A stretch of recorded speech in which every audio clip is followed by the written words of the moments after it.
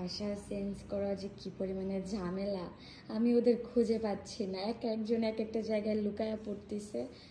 আমার বাসার অবস্থা ভালো না, সবাই একটু ইগনোর করবেন। যাই হোক, বাসা চেঞ্জ করলে কি অবস্থা হয় তা আপনারা জানেন।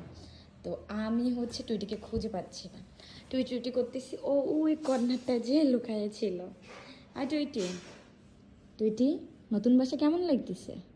আই মা আসো, আসেন একটু আদর করে দিয়ে। আসেন আসেন আসেন আসেন আসেন, হামজি হামজি পা দিয়ে।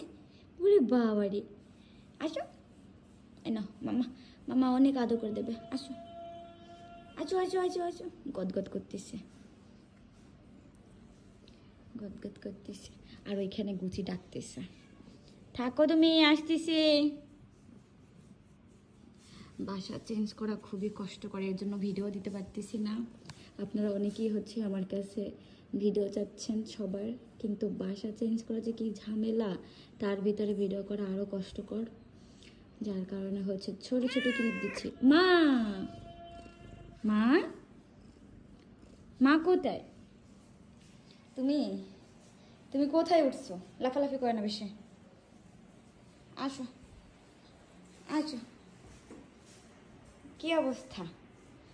নতুন বাসায় ভালো লাগতেছে না? যাই হোক, পানি খেতে গেছে। আমার বাসায় ইগনোর করেন, বাসার অবস্থা খুবই খারাপ। আম্মা এখন কামড়াচ্ছে আমার। যাও, ওই রুমে পানি আছে, যাও যাও। টুইটে গা ঘেসতেছে।